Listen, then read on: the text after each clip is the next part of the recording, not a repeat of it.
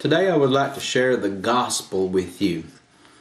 You know, we tend to believe or to think that we know what the gospel is, but do we really?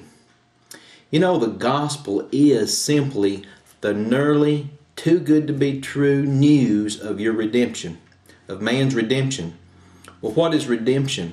Redemption is defined as the buying back. You know, Jesus redeemed us and He bought us back from what held us captive. He paid the great price. He paid the price with His life. You know, God has more value for you than you could ever realize. When you begin to understand that, the love of God is going to saturate your heart. And all you can do is to share this wonderful news by being a witness, by being a testimony to what God has done in your life. Let's look at Romans chapter 1. Verse 4, I am not ashamed of the gospel of Christ, for it is the power of God unto salvation to everyone who believes, for the Jew first and also for the Greek. The gospel is available for everyone, regardless of religious background, regardless of your ethnic background. It is available for everyone.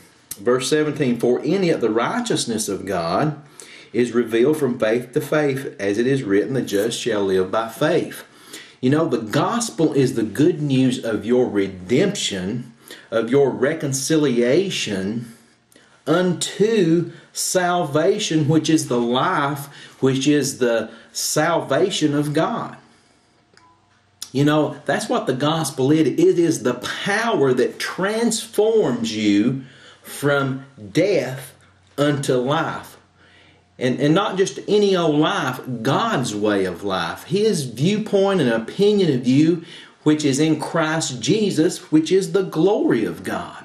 You know, it says in Galatians chapter 3, it says Jesus became a curse for us.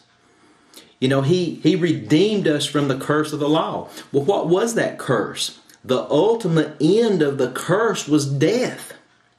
You know, anytime you broke the law under the Old Testament, you was to either die or to pay a sacrifice. You was to bring an animal to the priest, and he would transfer your sin onto that lamb or whatever you brought for a specific sin, and then you was covered. You know, your sin was looked over. But see, Jesus don't just look over your sin. He has redeemed you from it. And the gospel is the power. When you believe that, it brings life to you. Jesus comes on the inside of you to reside, to live His life through you. You know, when we come into the gospel of our salvation, when we receive Jesus and believe on Him, it is His life now that lives through you. You don't have a life. You know, in Romans 6 it says you have died. You know, reckon yourself dead. You don't have a life now. He is your life. So the power of the gospel, folks, is that you have been redeemed. And as a minister of the gospel, as a sharer and a carrier of the gospel, it is not my obligation, but my privilege and my joy to tell you of your innocence, to tell you you have been redeemed. And by hearing this good news, faith will begin to arise in your heart, bearing witness with the truth. The truth of God always resonates in the heart of one who desires to believe in the goodness of God. Now, if you're hearing a message of condemnation and things about your sin, you know, is that going to bring life to you? No, that's going to bring desperation. That's going to put you under so much bondage to try to become something that you're not yet, that you'll never be able to attain until the righteousness of God. The righteousness of God is given as a free gift. And when you receive this free gift, it is the power of God, not the intellectual of man that makes this happen, but it's the power of God that works in our heart that makes this happen. You're going to be free.